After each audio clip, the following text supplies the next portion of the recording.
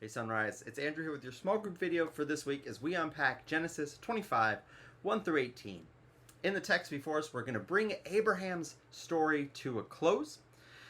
And we do that by identifying the fact that Abraham has a third wife. So we unpack the text before us, we get this description of Abraham's other wife, the children that she bore him, and into that, the fact that he then sent them off and gives them gifts while everything else goes to Isaac. As you read this text, what is the significance of this text to the Abraham narrative? Why is this text in here? Why is this information important for us to know?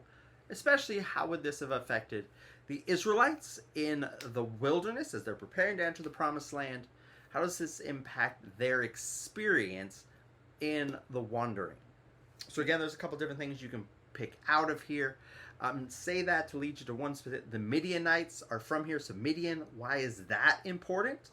Again, we're going to do some deep dive Bible here as you move through the Pentateuch. I'll give you a hint. Exodus 3, good place to go.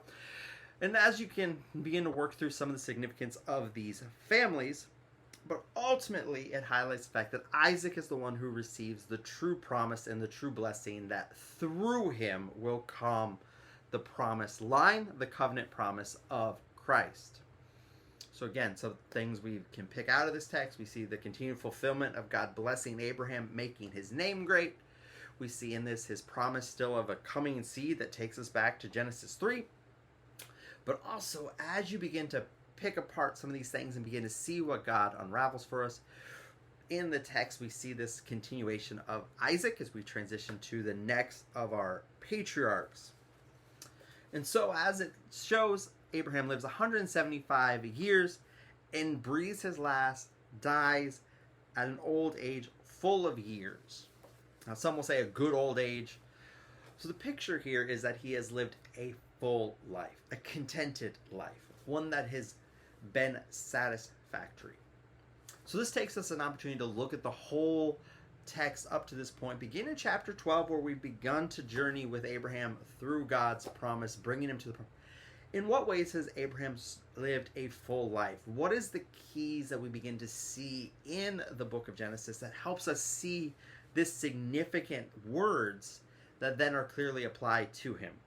And what can we take from that? What can we take from that of what a full life looks like? It's not just the 175 years, but the makeup of that time. And how does that encourage us in it? And again, as you move through the passage, we have the reunification in our text of Isaac and Ishmael as they come together to bury their father in the family tomb. And so what is some of the significance of bringing this to a close? And of course, we close the text with Ishmael's descendants. So we have Isaac is blessed. It says God blesses Isaac. And then it gives us Ishmael's descendants continue to show the proliferation of Ishmael as his line continues to grow and to fill his section of the land that God has given to him. Not the promised land, but near it.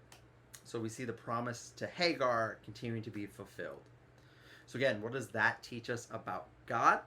What does it teach us about God's common grace? And again, in Isaac, what does it teach us about, in some ways, his special grace? So hopefully you spend some time unpacking this. Again, it's a small text. It is the conclusion to Abraham. But there are a lot of things that we can draw out of this to be encouraged with and be convicted of what a full life looks like. And ultimately, as we turn to Christ, who was the promised seed, who brings a true and lasting fullness to us all. Hope you spend some time in the text. Can't wait to see and worship with you guys on Sunday. Have a great week.